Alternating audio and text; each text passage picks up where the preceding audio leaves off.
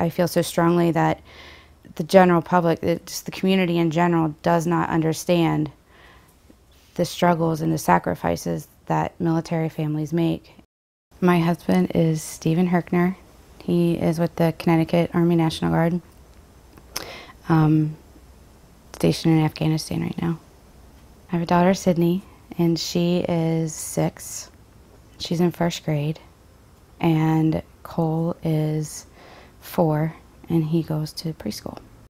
I want other people to understand, when Sydney goes to school and is wearing a lanyard with Daddy on, a picture of Daddy, and a child makes fun of her for wearing that, it broke my heart. I couldn't believe it. And that was the day I think I really realized that I need to raise some awareness at school for them.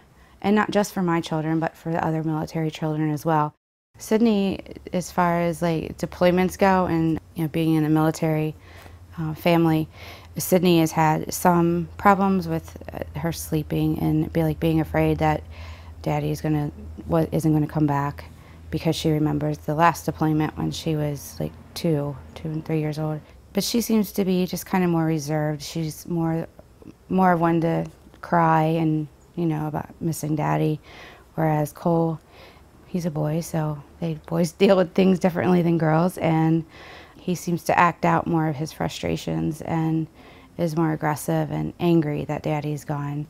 It makes me sad when when they're sitting there crying, or Cole's sitting on the couch holding his Daddy bear, Army bear, that plays proud to be an American, and he's sitting there holding it, and then Sydney runs away crying. It's hard. I feel bad for them. But at the same time, I'm also proud. I try to talk to them about that, about how they're feeling, trying to label their emotions, whether they're angry or I'm sad, or, and then trying to say why they're sad.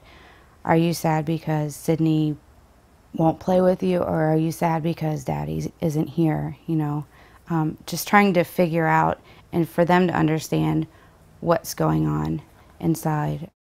In addition to that, just spending quality time with them, sitting, reading books to them, and just playing, or, doing whatever, just to create positive experiences and positive memories during a time when it has been difficult for them.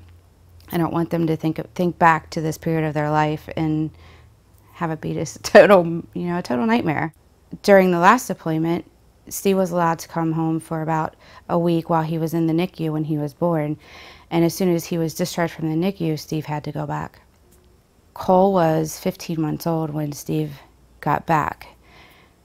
So he went through that whole first year without Daddy being around. And when Steve came back, they had some trouble with the reintegration and just getting to know each other and bonding and having a son-father relationship, just because he wasn't here.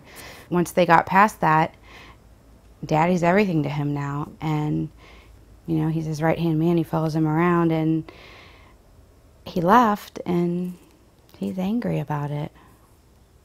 Even though this is Cole's 2nd deployment, he doesn't remember the last time. He misses him. Snowball is our gift from Afghanistan, from Daddy. She is a dog that was saved by another unit, another soldier from another unit. She had been abused by Afghanis. They threw rocks at her, and she was dodging the rocks, running between the cars and things. She was starving, and somehow she caught their attention, and she ended up being very special to them.